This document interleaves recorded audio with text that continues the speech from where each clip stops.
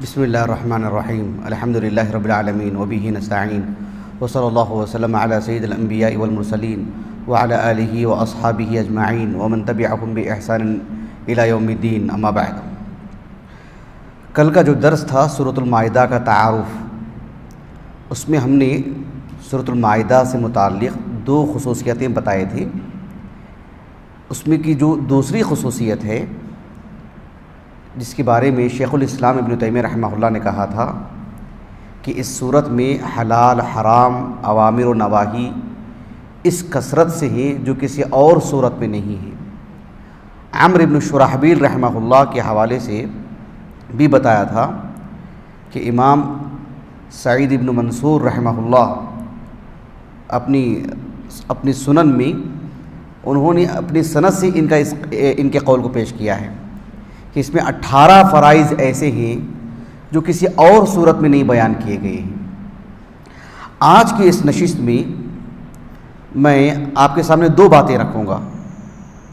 ایک بات یہ ہے کہ یہ جو سورۃ المائدہ ہے، آج اس کا ہم نے آخری حصہ جو ہے سنا الحمدللہ۔ سورۃ المائدہ کی جو بنیادی موضوعات ہیں، سورۃ المائدہ کی جو مرکزی عناوین ہیں، وہ کیا ہیں وہ معلوم کریں گے انشاءاللہ۔ یہ چھوٹی باتیں نہیں ہیں، بہت وقت لگتا ہے، بہت حل طلب چیزیں ہوتی ہیں، تب جا کر کے اس کو کچھ عدد میں پیش کر سکتے ہیں۔ سورۃ المائدہ کی تفسیر اور سورۃ المائدہ سے متعلقات امور جاننے کے لیے یہ باتیں جاننا بہت ضروری ہے۔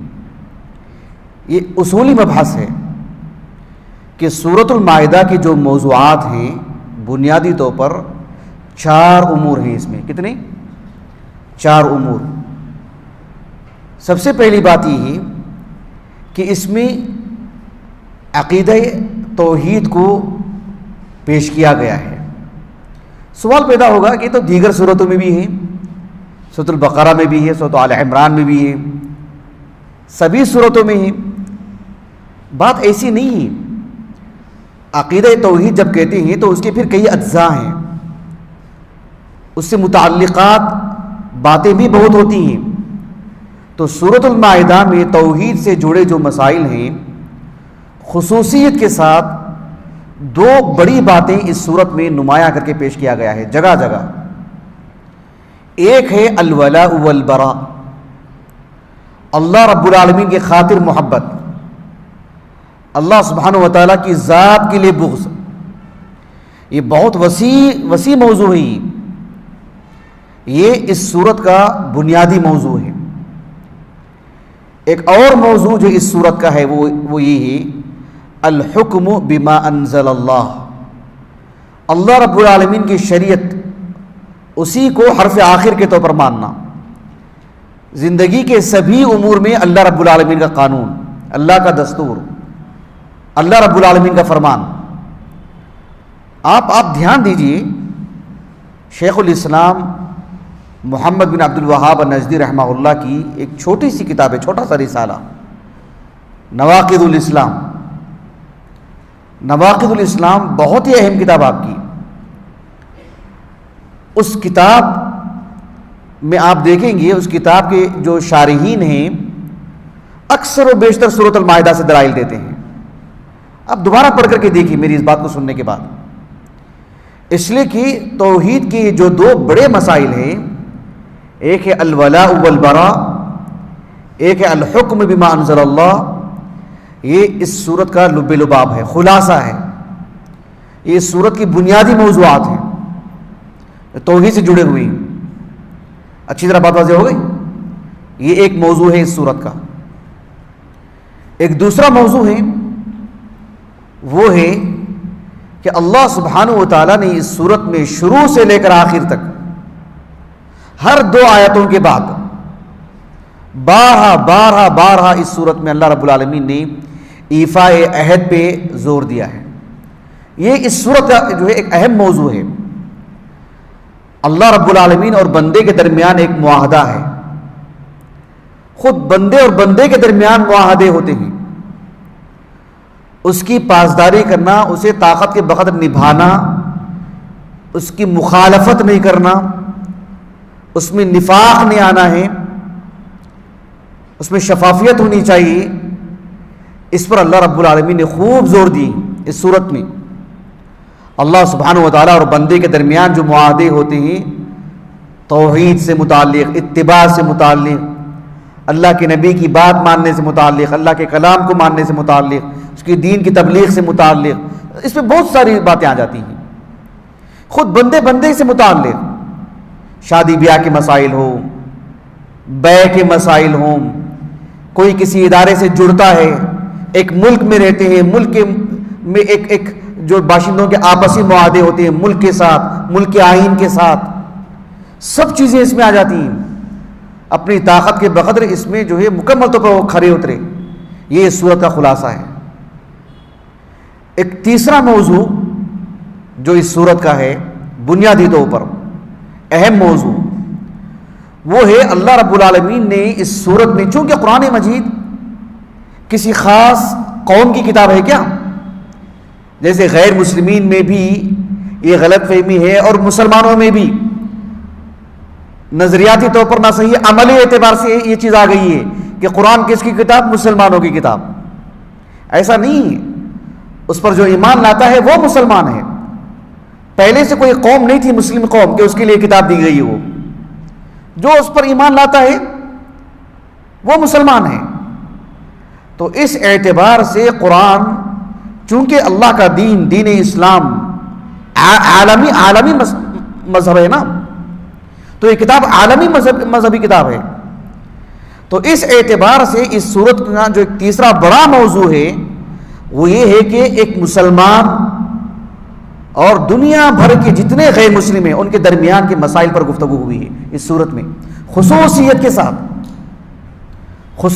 ساتھ یہ صورت کا موضوع ہے۔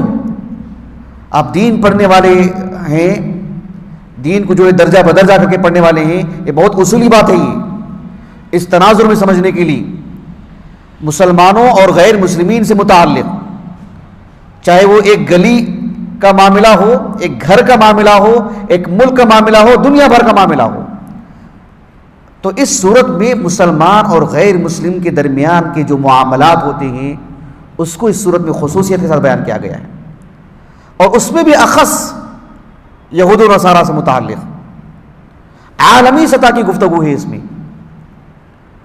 تو اس صورت میں چونکہ یہود و نصارہ سے متعلق خصوصی گفتگو ہوئی ہے تو ان کے کل احوال بیان کیے گئے ہیں، اللہ رب العالمین کے ساتھ ان کے جو عہد و پیمان تھے کس نوعیت کے تھے، کیسے انہوں نے اس عہد و پیمان کو توڑا، اس کا بھی بیان ہے۔ اللہ رب العالمین کی جو کتاب ان کے درمیان نازل ہوئی تھی موسیٰ اور عیسیٰ پر علیہ السلام، داؤد پر، دیگر انبیاء پر، ان کتابوں میں ان کی جو چھیڑ خانی تھی، لفظی تحریف ہو یا معنوی، ہر دو پر بھی گفتگو ہوئی۔ اس طرح سے عمومی اعتبار سے ان سب پر گفتگو ہوئی۔ پھر مذہبی اعتبار سے جو بنیادی عقائد میں جہاں اختلاف واقع ہوا ہے دونوں میں، مسلمانوں میں اور خصوصیت کے ساتھ اہل کتاب میں، ان مسائل کو زیر بحث رکھا گیا ہے۔ دو بنیادی طور پر میں مسئلے بتاتا ہوں آپ کو۔ ایک، اللہ رب العالمین کے لیے ابنیت ثابت کرنا کہ اللہ کے لیے وہ بیٹے ہیں، اس پر گفتگو ہوئی ہے، علمی گفتگو ہوئی ہے۔ اور دوسری گفتگو رسول اللہ صلی اللہ علیہ وسلم کی رسالت کے انکار سے متعلق، اللہ کے رسول کی رسالت کو ثابت کیا گیا ہے، ان کے اپنے اعتبار سے جو شبہات ہیں اس کو سامنے رکھ کے رد کیا گیا ان پر، اور ان کو صحیح بات بتائی گئی ہے۔ یہ تین موضوعات ہیں۔ ایک چوتھا موضوع اس صورت کا وہ یہ ہے کہ اس صورت میں اللہ رب العالمین نے شریعت کے ایسے مسائل بیان فرمائے ہیں جو قرآن مجید کی کسی اور صورت میں نہیں بیان کیے رب العالمین نے، یا بیان کیے ہیں کچھ مسائل تو اتنی تفصیل سے نہیں، اتنی وضاحت نہیں ہے۔ مثال کے طور پر آپ دیکھیے عہد و پیمان، یہ خود ایک مسئلہ ہے، اس مسئلے سے متعلق بھی گفتگو ہوئی کہ عہد و پیمان ہوتا کیا ہے، اس کو نبھانا کیسے ہے، اس کی اہمیت کیا ہے، اس پہ اگر نقض ہوتا ہے، اگر کوئی اس کو توڑتا ہے، اس سے متعلق کیا مسائل ہیں، خود اس پر گفتگو ہوئی۔ اہل کتاب کی خواتین کی شادی سے متعلق گفتگو ہوئی، ایک مسلمان سے متعلق، طہارت سے متعلق گفتگو ہوئی ہے۔ اسی طرح سے جانور کو ذبح کرنا، جسے ہم حلال طریقے سے ذبح کرنا، بسم اللہ کہہ کر کے ذبح کرنا، شرعی طریقے سے ذبح کرنا، انسانی قانون کے اعتبار سے نہیں۔ انسان کا جو قانون ہے، انسان کی جو سوچ ہے، 10 لوگوں کے 10 نظریات ہیں۔ اللہ کی جب بات آتی ہے تو سب کے لیے یکساں ہوتی ہے، کیونکہ وہ ہمارے خالق ہیں۔ میری بات سے آپ متفق ہونا ضروری نہیں۔ اگر کوئی کہے کہ جانور کو ایسے نہیں ایسے ذبح کرو، ایسے نہیں ایسے کاٹو، ان کا اپنا نظریہ۔ اگر اس کرسی پر کوئی دوسرا آگے بیٹھ جائے، کوئی دوسرا دوسرے انداز میں بولے، ایک مذاق ہو جائے گا۔ ہمارے جو خالق ہیں، اس کائنات کو جنہوں نے پیدا کیا، اس کائنات کو جو چلا رہے ہیں، مجھے اور آپ کو جنہوں نے بسائے، اللہ سبحانہ و تعالیٰ، ان کا جو قانون ہوگا وہ۔ اسی لیے ہم نے کہا نا، اس صورت میں بنیادی بات کیا ہے؟ الحکم ما انزل اللہ، الحکم بما انزل اللہ، یہ اس صورت کا بنیادی موضوع ہے۔ اس اعتبار سے ذبیحہ، اس سے متعلق گفتگو ہوئی ہے، شکار سے متعلق مسائل پر گفتگو ہوئی ہے، کفارۃ الیمین، ایک شخص قسم کھاتا ہے، قسموں کے بیان سمجھ لیجیے، اس پر گفتگو ہوئی ہے۔ اس صورت میں اسی طرح سے احرام کے مسائل پر بھی گفتگو ہوئی ہے۔ ایک مسلمان حالت احرام میں بری شکار کرتا ہے، اس کو منع کیا گیا ہے، کوئی کر لیتا ہے اس کا کیا کفارہ ہے، اس پر گفتگو ہوئی ہے۔ شراب کی حرمت پر گفتگو ہوئی ہے، جوا اور دیگر امور کی حرمت پر گفتگو ہوئی ہے، چور کے ہاتھ کاٹنے پر گفتگو ہوئی ہے، معاشرے کے جو لوٹ مار کرنے والے لوگ ہیں، باغی لوگ ہیں، بغاوتی ذہن کے لوگ ہیں، جو نیچے سے لے کر اوپر تک سب کا جینا حرام کر کے رکھتے ہیں، رعایا کا بھی، حکمرانوں کا بھی، ان کی سزائیں بتائی گئی ہیں، اور ردت کی بھی مسائل ہیں جسے میں مزید تفصیل میں نہیں جانا چاہتا ہوں۔ اور ایک مسلمان کا انتقال ہوتا ہے، انتقال سے پہلے وہ وصیت کرتا ہے، کئی ایک امور میں اس سے متعلق ہوئی گفتگو ہوئی ہے۔ اس صورت میں ایسے مسائل پر گفتگو ہوئی ہے جو کسی اور صورت میں نہیں ہوئی ہے، یا ہوئی ہے تو اتنی تفصیل سے نہیں جتنی اس صورت میں ہوئی ہے۔ آخری بات آج کے اس درس کی، اللہ جزائے خیر دے شیخ الاسلام ابن تیمیہ کو رحمہ اللہ، اتنی انوکھی اور اتنی عمدہ بات آپ نے اس صورت سے متعلق کہی ہے۔ شیخ الاسلام ابن تیمیہ رحمہ اللہ کے رسائل، کتابیں